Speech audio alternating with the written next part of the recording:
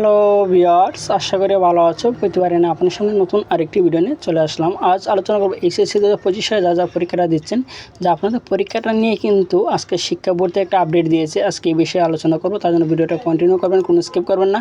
তার আগে বলেন, আপনি যদি এই চ্যানেল নতুন হয়ে থাকেন তার আপনার আশাকে রিকোয়েস্ট করবে যে এই ধরনের নিত্য নতুন নলেজ এডুকেশন আপডেট সবার আগে পাওয়ার জন্য অবশ্যই চ্যানেলটি সাবস্ক্রাইব করে পাশে থাকবেন, কারণ আপনার লাইক এবং সাবস্ক্রাইবের কারণে নতুন আরেকটি ভিডিও তৈরি করার জন্য সৃষ্টি করে আপনারা এইচএসসি 2025 যা যা পরীক্ষা দিচ্ছেন, যে এখানে দেখতে পাচ্ছেন যে তার আপডেটটি দিয়েছে বিশ্ব জন দুর্ভোগ এড়াতে এইচএসসি পরীক্ষা 2025 পরীক্ষার্থীদের সকাল 8:30 থেকে কেন্দ্র চত্বরে প্রবেশের অনুমতি প্রসঙ্গে এখানে তারা বলছে যে এইচএসসি 2025 যা যা পরীক্ষাটা দিচ্ছেন, যে পরীক্ষার প্রথম দিন কিন্তু অনেক কলেজে কিন্তু বিভিন্ন কারণে, তাদের বিভিন্ন সমস্যার কারণে তারা কিন্তু সময় মতো কিন্তু তারা প্রবেশ করতে পারছিল না কেন্দ্রে।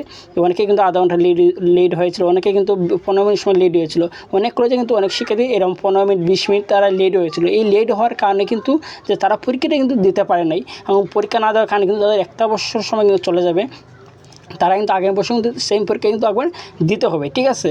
এখন এই নিয়ে কিন্তু যে কয়েকটা ঘটনা কিন্তু খুব ভাইরাল হয়েছে। আপনারা কিন্তু সামাজিক যোগাযোগ মাধ্যমে হয়তো দেখতে পাচ্ছেন যে বিভিন্ন শিক্ষার্থী ঘটনা কিন্তু তার ভাইরাল হয়েছে। একটা মেয়ে বিশেষ করে যে তার মা অসুস্থ থাকার কারণে, তার মাকে হাসপাতালে নিয়ে যাওয়ার কারণে তার লেট হয়েছিল।